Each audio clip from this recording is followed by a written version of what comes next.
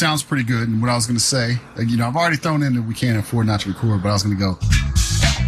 Oh, wow. Did you pay for this sound, or did it come with the equipment? It comes with the equipment. Welcome to Misunderstood. Hey. I'm your host, Darnell Moore, and his brother, the middle child, Brian Moore. I'm here with... Oh, no, this man got sound effects. He's dangerous. I'm here with... I cut you off. Hey, I said Brian Moore, the younger brother, the middle child in the trio. Sean Moore will be with us for another episode. I'm sure. Yeah. Especially now that we upgrading now. We got fresh new studio equipment. Which, we do. I guess take us into what happened last week with last week's episode. Which I deleted the episode. Oh man, it was a great episode. It was a pretty good episode. We've gotten, what is the on-air radio award that they give? We would have gotten that. We would have gotten I don't know if I go that far, but I will. I will say anybody who's never lost, hear it, they'll never hear it. But everybody who's lost one of our episodes on any previous recordings now, I think we have to be forgiving.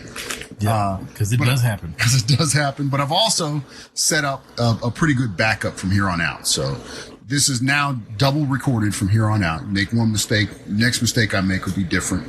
But last episode was about Juneteenth. Yes. And you hit Juneteenth hard. Oh, man, it's my holiday. Man, I'm still. We're still in June. I am. I celebrate Juneteenth until July 5th. All right, you got the liberation. This is America's Independence Day. Yes. It is the day that we're all freed. Well, we started to all be free because I guess we're still working on it. Yeah, in 1865, the United States troops made their way to Galveston, Texas, and read the Emancipation Proclamation, stating the slaves were free. So that was the start. So the start of our America's freedom. Yes, and because the Emancipation Proclamation is an interesting document in itself, because it really only offered emancipations to persons enslaved in Southern territories. So it would still take the ratification of the 13th Amendment to eliminate slavery in the United States as a whole. So the 13th Amendment, the Emancipation Proclamation, was kind of like an executive order of President Lincoln that eliminated the opportunity for slavery in southern states or slaveholding states that were in rebellion against the United States.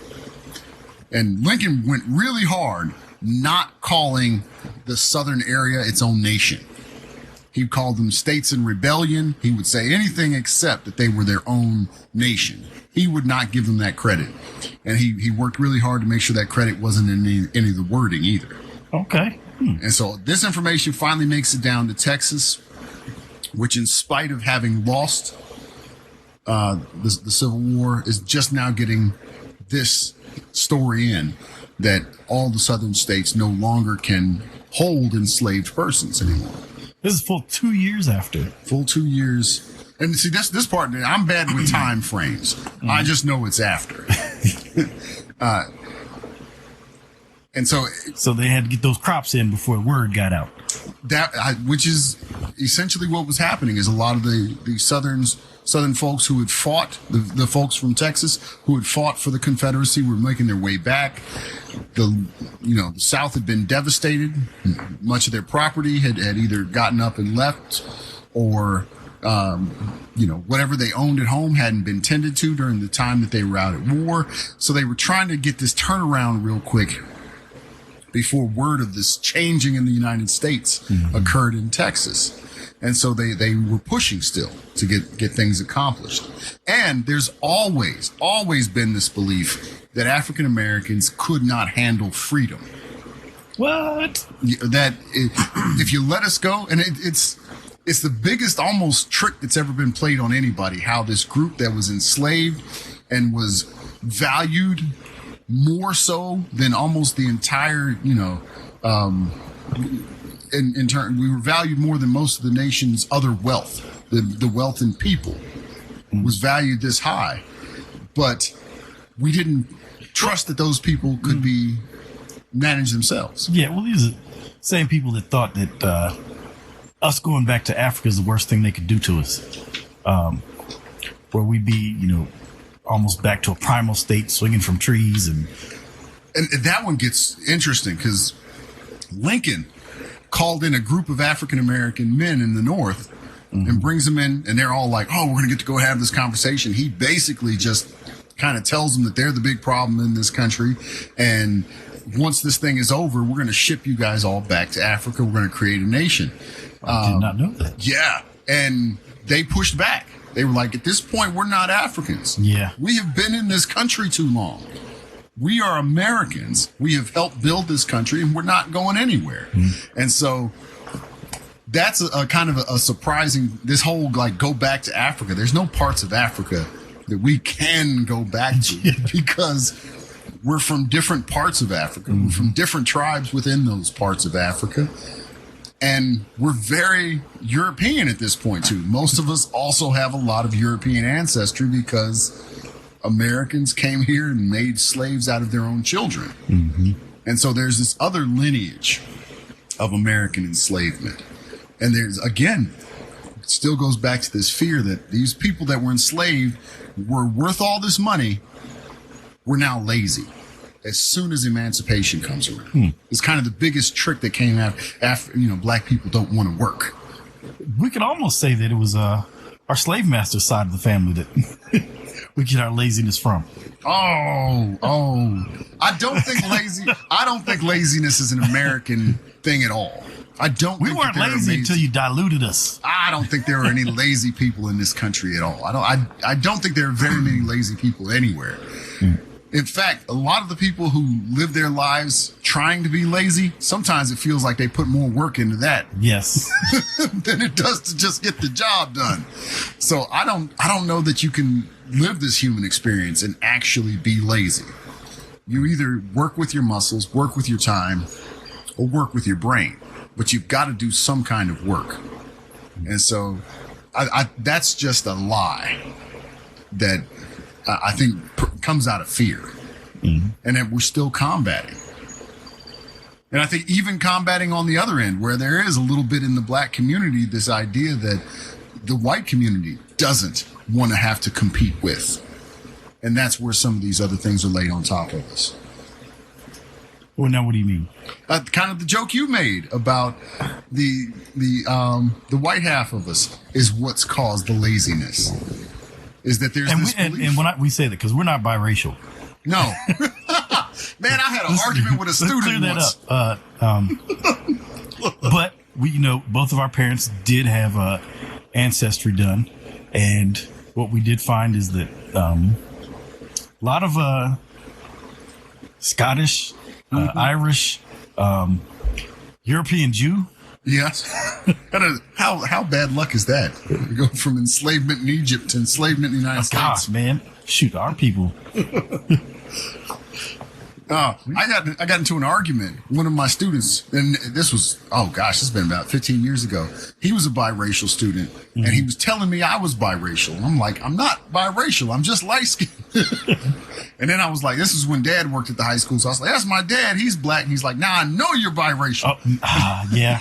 I'll say I got that a lot. I remember being in junior high, and Dad, he's fair-skinned, red hair, and he was in the military at this time. Guy asked me, who's that man that escorted you out the building? I was like, what? The guy in the uniform. I'm like, my dad? No, the white guy that escorted you out the building. I'm like, man, you're talking about my dad. He was in his uniform. And it's interesting, skin tones in families. Yeah. And I will say, because I think I'm the darkest out of the three of us. Yes. So, it takes a little more convincing to, until they see our nose. And it's like, yeah. I mean, it would look like it. There's no doubt. But my wife had the same problem. Because when our first daughter was born, she was very fair-skinned. And there were a lot of instances where people would be like, so whose baby are you carrying? And, are you babysitting today? She was like, this is my daughter. I just had her. So the fact that there can be such varying tones inside of a single family is another, I guess, interesting for a later episode. I have to jot that down. Yeah. Because I think that even goes into like Rachel Dolezal. because I think there's a mistaken. Which I respect her. This is pre fans only Rachel Dolezal, but wait a minute. What is fans only? Fans only. How can I just? First of all, the fact that you don't know what fans only is, it's a. It's pretty much where you private chats. Okay. And I think say peep show that you run on your own. Oh no! Yeah. Oh man. What's the count? No, that's terrible. All right, but I think the problem with Rachel Dolezal is a problem of skin tone and not race. But she was white. She is Caucasian. She is Caucasian, but passing is not a problem in the black community heavily. There's always been stories of black people who were able to pass, and sometimes even a laughter in the black community about, they're treating him like he's something different, and they'll treat his brother, they don't even know. Like, it doesn't matter. Race isn't real like they think it is. But I think a big part of the problem with Rachel Dolezal is there were other black women in that NAACP that couldn't get the kind of traction she was getting. Mm-hmm. And a lot of it had to do with they were darker skinned. They were of darker tones. And we tend to treat, even in our own community, outside of our community, if you have a darker skin tone, you get a little bit of a worse treatment. Mm. And so I think some of the complaints... Are you saying for people outside of our race? I think even inside of our race, the fact that she was promoted inside the NAACP, that she was pushed out to lead some things. And I think there was a lot of thought that she was pushed in that manner because she was considered to be a light-skinned black woman. Mm. And some of the darker-skinned black women in the same space who were just as capable or just as willing were not given the opportunity or pushed towards the front. And I think there was a lot of that kind of anger from the black community. But I really haven't seen a lot of anger towards Rachel Dolezal for passing. Like, almost none. I don't know any black person that's like, she shouldn't have Do you passed. think she could have had the same impact if she had just come straight out and said that I'm a white person, but I'm an ally? No, I don't think it would have mattered. I think there was a desire at that time, especially amongst like Fox wing media, to find a reverse race issue. and right now her name still comes up when they try and fight transgender issues. Hmm. So they'll say, like, you can't be transracial either. It's all fake. And so now, the word racist. Mm-hmm. Do you think that some white people have a hard time understanding the definition of racism? Yes, because I use it wrong. I don't know how they wouldn't, and I spend time studying it. Because this whole reverse racism, I don't understand it. I'm calling BS on it. But I think that. And I will say that I think we've been quick to call racism rather than trying to create an understanding. So I think because we've done that in the past, they've tried to turn it around and make it useful to them. This reverse racism. Yes. And I think that's where it came from. But a lot of it is... I don't know that we've ever had the tools to describe what racism is. Mm. Like when we talk about racism, we almost always go to extremes. So we'll go, policemen are out here killing black men. And then they'll go, well, policemen only kill. And the statistics aren't as bad. And if you know, I know a lot of black men, but I don't know many that have been killed by police. Yeah. Well, I think also, like with me and you can even refer to past episode where we're a little bit hesitant to call racism. Mm-hmm. But we know that something's not right, and we feel like we can't rule racism out. Right. I think there are instances like that. Some people are quicker to call it racism. Yes. And yeah. Yes. I think it has affected white people to the point where they don't know how to handle it. They know that word can be damaging to them. And I think that's, I guess here's where I think we need to like step back. How does it damage someone? Like if someone calls you a racist, what does that do? And my mind ultimately goes to any article on Facebook or YouTube titled "Racist Does This." Right. I think to them, that is what racist is. All right. So, but if that's the worst thing that happens, oh, that's not the worst thing that what's the worst thing that can happen from being called racist? Shoot. Have you seen what's happened to those people in the comments? Ooh. And again, comments aren't real. The internet's not real. Oh, man. Yes, it is. Oh. And that's like saying the Beehive is not real, which I would never say. What is a beehive? Beyonce's followers. Okay. I guess like black social media, they've almost found a way of black justice. Like, hey, they will call these people out. I've looked in the comments. They will post where this person works. So doxing. I'm familiar with doxing. Yes. Okay. So if you get doxed, and for let's say you do something crazy, you go in and you, I don't know what's something that. All right, you're a teacher and you do something racist. What's something racist a teacher could do? Nigga. Okay. I'm sorry. So you come in as a man, he used it correct. You know that kid was using that word a lot in that classroom. So there's an episode, there's a news segment. You got a YouTube. You got to go back in YouTube. The teacher explains the N-word. And the teacher was called the N-word from the student repeatedly. The kid uses it in the class. And finally, the teacher kind of gets frustrated enough and goes, well, grab a seat then, nigga. Oh, gosh. And instead of the teacher going, whoo, I got frustrated. I made a bad decision because of how heated things were going. I don't think I should be using that word. Neither should he. The teacher goes, you know what? He used it so much. I learned how to use it now too. Oh, I even went to AH. He had like props and he was describing the difference between with the hard ER and the AH. And he kind of dug in. Honestly, he did an excellent job. That man did his research. And he didn't do his research. That kid had been using it in that class so much. I know. That teacher did his research. I don't think it was research. I guarantee you he did. He looked, looking at that guy. He looked like he had been on YouTube. This was pre-YouTube University. Oh, this was still cat videos on YouTube. This was beginning YouTube.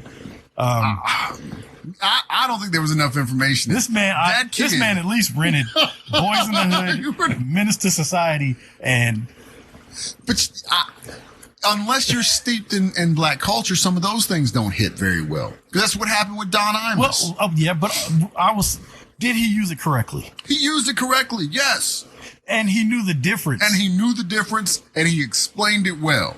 Which I will say most white people don't. Man, and you know what?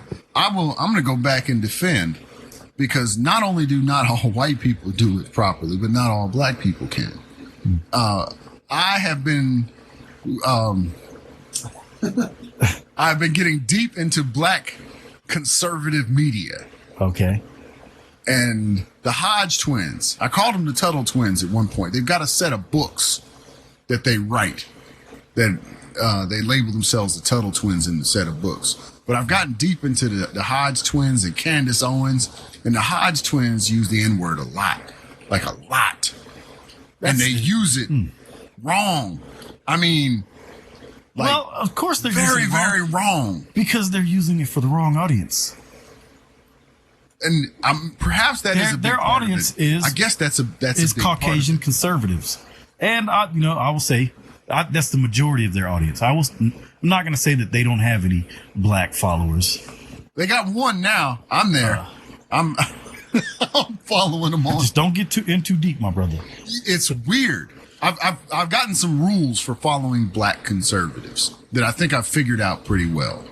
And the first rule is, if they talk about a group, they are probably part of that group, which is scary. Okay, explain. You said One of them's homosexual, or has experimented with some homosexual activity. now what can you say to keep us from getting in trouble? Why would that get us into trouble? I don't know. Is it that an accusation? I just terrible. I would say so. I don't want to slander anybody on here. Being homosexual is not a slander. So It first is off, if you don't identify as homosexual. Oh, now that's true. I don't think they identify. Not only does he not identify, but I think there's also some type of hate or resentment towards the homosexual community, even though he has that type of desire. Okay. So now, in your mind, you feel like... In my mind, he's experienced homosexual activity. Okay.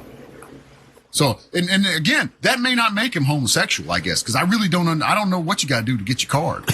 So, whatever I don't think he's done that. He hasn't earned the right to be called that. And so I probably shouldn't bestow that right upon him either. But what I can tell you is at least one of them has gone into that community and played around. Because there's discussion on their show that is very specific in a non-joking way. Which is it's weird, but they're attacking that. They very much attack the community. Okay. And they also can't be too steeped into the community because they also do the same thing that I do in many cases where I group a whole lot of folks together into a community that may not be a community. So LGBTQ plus, I don't know that lesbians and gay men necessarily are a single community, but because I'm on the outside of the whole thing, I tend to group them, and they also tend to do that. So whatever communities they're talking about, they have either a curiosity towards, an investment in, but they're not part of. And I think this is true for all of the things that they talk about. I mean, to the point where if you hear them talking about like those Klans folks, chances are they're attending Klan rallies. Like I haven't heard them talk about that kind of thing yet. But if they're talking about a group, there's some personal experience, it seems to me. That's the first one. Is whoever they're talking about, there's probably some involved. Well, I'm not going to say that I'm going and listen to any of it because it just makes me angry, and I don't want to be in that headspace. It's like watching Fox News. I can't do it. That's rule number 2. And I think that rule should have been the rule number 1. So I'd like to switch those 2 rules. So rule number 1 is if they put an insult into a sentence, ignore it. Okay. So if they call somebody a name or they use foul language, anything they say in that sentence is not part of their thinking. It's kind of like Trump does when he describes a nasty woman. Yes. Okay. Now, whatever they say leading into or following, sometimes those things are even extremely liberal, I think, in some of their statements. And they tend to be more spot on. Sometimes they'll say them sarcastically, but they'll say it in a sarcastic tone that, like, I'm like, man, I would say that honestly, even though you just put sarcasm on it. This idiot wants to give out free education. Yes. And so if you skip this idiot part, and in the next sentence is liberals want to give out free education, I'm sitting there going, yeah, we kind of do. I want more people educated. And I think if I want more doctors, pay for it. Let's get more people to med school. So those 2 things hold heavy is ignore the insults. They have some experience in the communities that they're talking about. And the third one is they can't use the N-word right either. Whenever they're using the N-word, that's how like racist people sound when they use it too. They sound bad using the N-word. And so if you keep those 3 things in mind, I think you can make it through some episodes of conservative media. I'm not going to try. Not going to try? And I apologize. I keep clearing my throat. Allergies, man. Even with all the rain? Yes.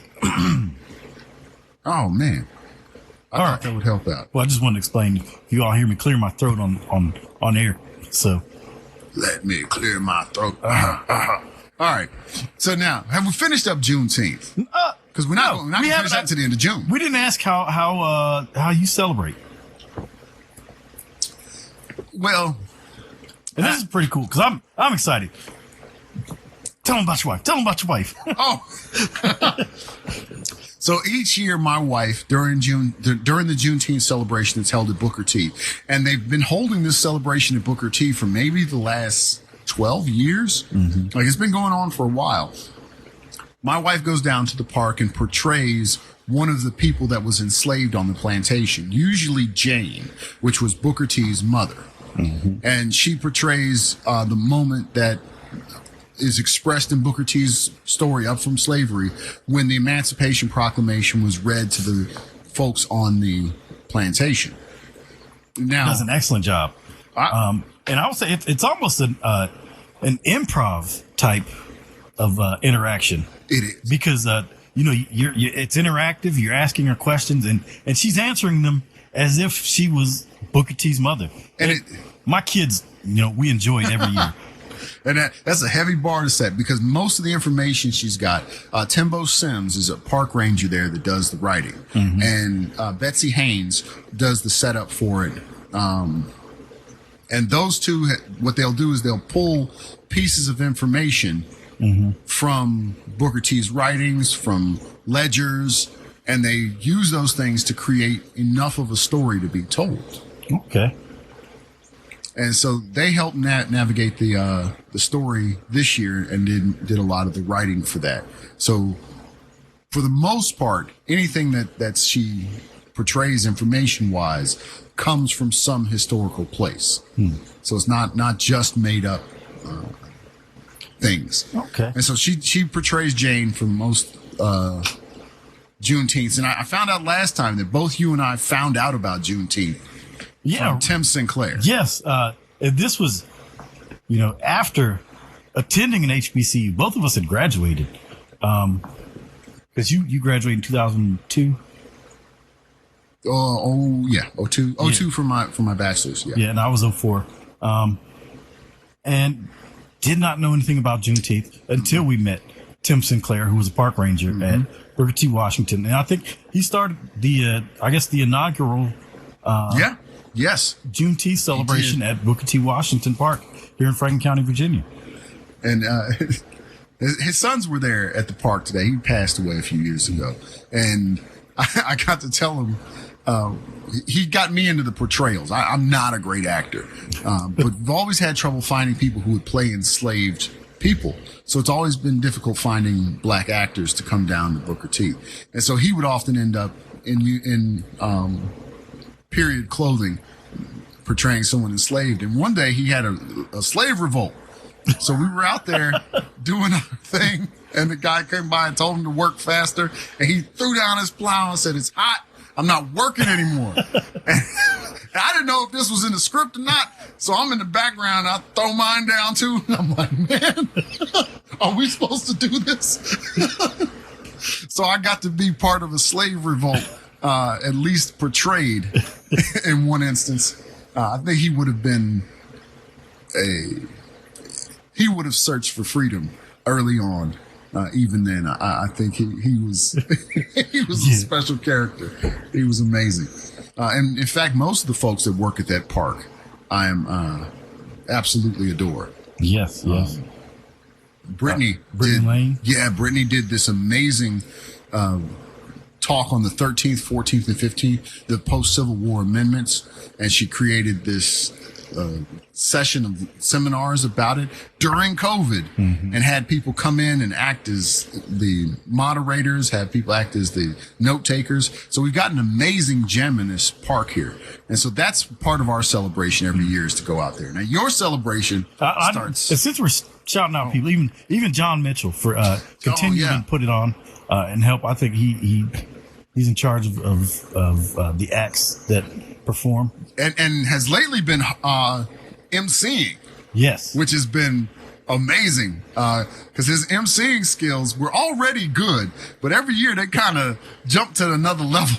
So I enjoy seeing him navigate between the acts. Think you're catching something? I have to. I hear beeping somewhere. A beacon? Beeping. Oh, well, right now I don't know if we're getting it on the radio. So Okay. All right. Yeah, I don't see anything catching on here. You think it's just the headphones? Is your refrigerator open? No, but the fan is on. I did forget to unplug that. Oh, no, you're fine. All right. Back to what we were talking about. So that's my celebration of Juneteenth. Okay. Let's hear yours. Mine, aside from, the shirts, which I think my family's getting tired of. We got one for every day in June. So on my Zooms, I'm on camera with my Juneteenth shirt. Now, I heard there was a story of a wardrobe change in a Zoom meeting. Is that true? For who? You. That you came in one Juneteenth shirt, but by the end of the Zoom, you was in a different one. Probably because I think that was because you couldn't see all of the wording, so I had to go with something still representative of the Juneteenth. So I think I switched from actual a worded T-shirt to kente print. Okay.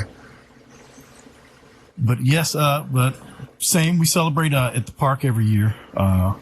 We enjoy the celebration, the fellowship, and I would say this year was probably one of the biggest that we've attended.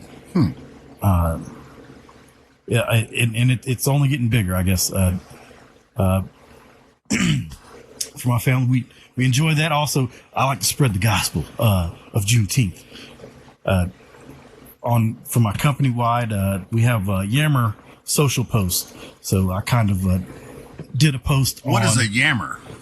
It is it's basically a social media for my company, where it's broken up into different groups. Like you can join for.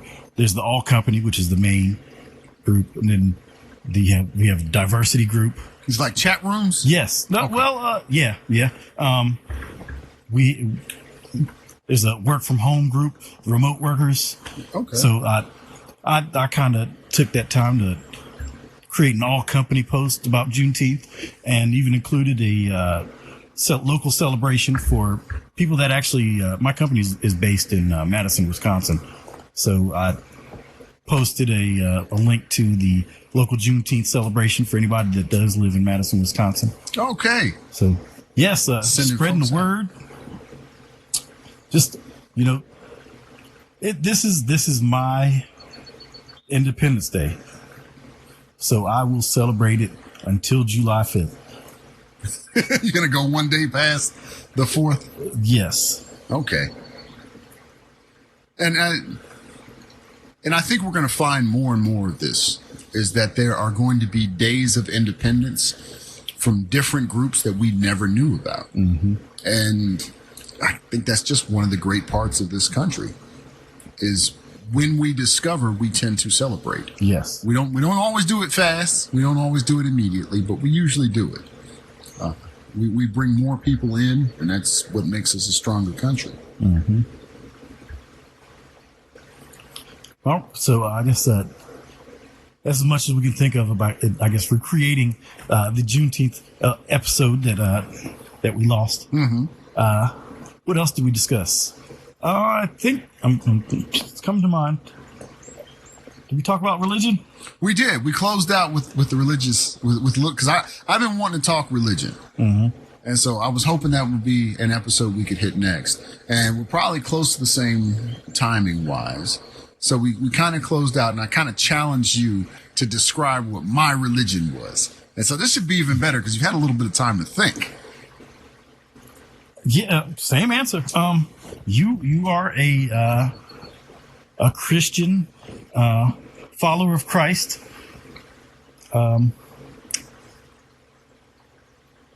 But you're willing to do the research.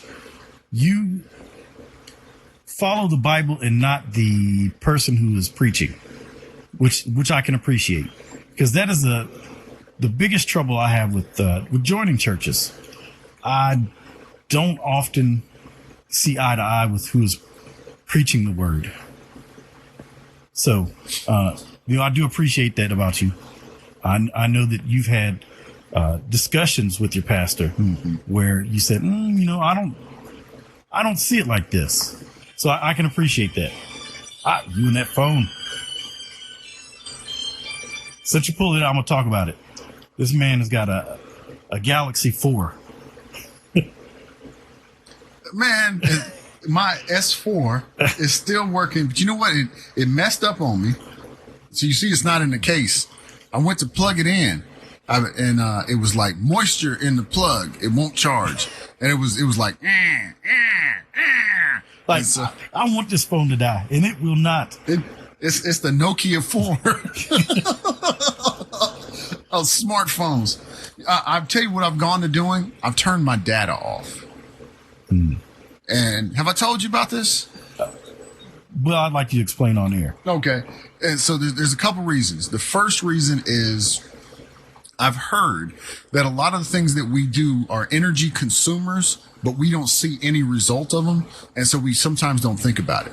So having, on a Zoom call, having your camera open requires the servers to run a little bit harder, a little bit hotter, pulls more juice, and requires more work, but at the server site, not at your actual computer.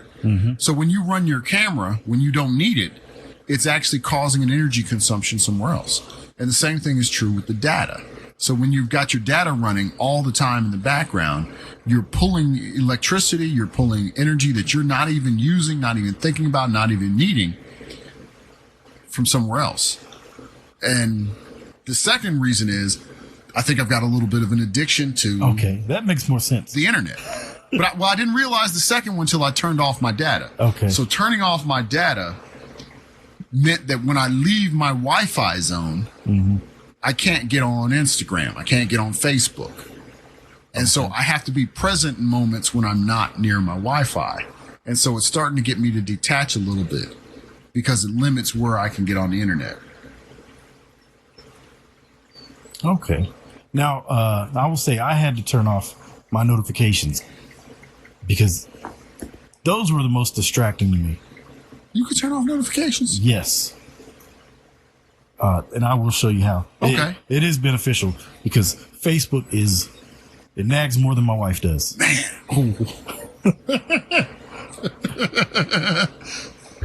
And not the sound effects. Man. Oh, Facebook is good because Facebook will be like, hey, your friend's birthday's today. Yeah. Hey, your friend said something about your other friend's post. Maybe you should check it out. Facebook is needy. Like they are searching for that attention. And, after watching that, what is the name of that documentary? The Social Network. Yes. It was like The Social breaking. Experiment. It was eye-opening. It was very eye-opening. Yes. They're building this avatar of us. Yes. And so detaching from some of that is some of what I work on. I feel like I've lost my wife to that in a lot of instances. Like I'll come in and she'll have the TV on and the phone in her hand. Double dipping. And and some of it might just be worse because she's working on her master's degree. So now she'll do anything not to work on her homework. So like, there's a show called FUBAR with Arnold Schwarzenegger. Have you seen Netflix? I haven't seen it. It is but Netflix amazing. has been telling me I need to watch it.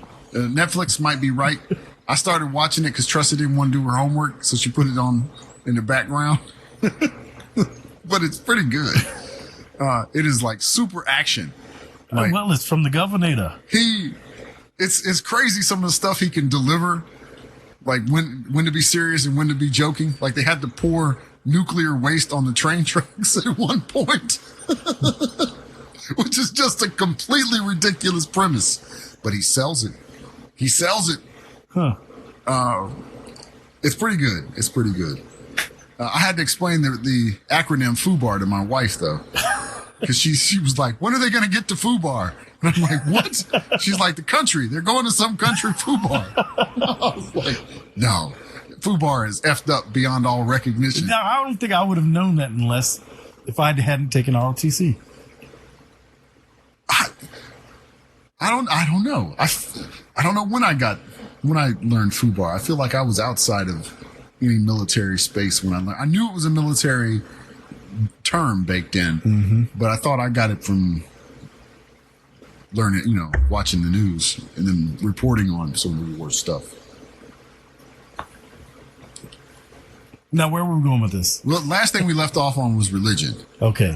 And we forayed a little bit into my phone call, which dipped us into technology. And you described my religion, and I thought that was pretty good. Okay. Now, how do you feel about me? I think you believe in God. I think you pray. I think you follow the direction that God lays out for you. I think that's how you would describe your religion. I'm on the other hand, I think everybody has the same religion I have. Like, I think everybody's Christian. So, even if somebody clearly isn't a Muslim. Well, or do you think that all of them are intertwined? CJ Taylor, we were talking religion one day and kind of threw Reverend CJ Taylor. Yes. So maybe God's too big to have one description. Okay. And the simple thing is, I don't fully understand my own faith. So if you believe something a little different, it's based on what you understand of your faith. Okay. And I think in the end, even though I do spend a lot of time in the Bible, I don't know that I know any more than anyone else. So I think that's one of the other things. Now, we led into another religion that you said is being created. Oh, yes. You'll have to explain this one. Explain the Church of Trump? Yes. Well, I tell you what, that, I believe, is for the next episode.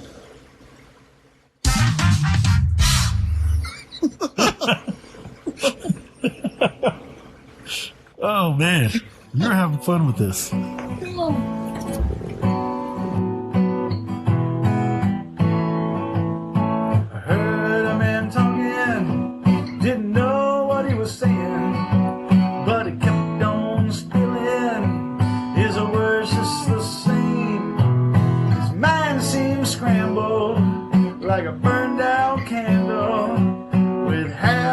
Missing and nothing for blame.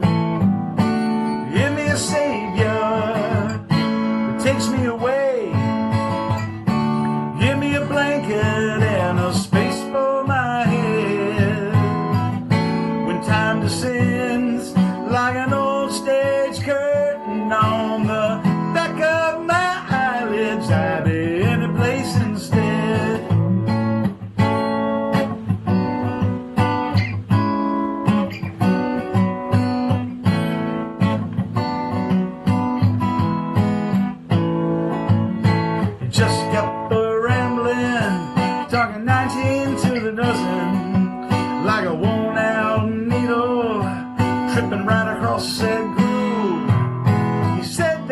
Silence that's creeping in darkness, but why look for answers when there's nothing to prove? Give me a savior that takes me away. Give me a blanket and a space for my head. When time descends like an old stage curtain on the back of my eyelids, I'll be in a place instead.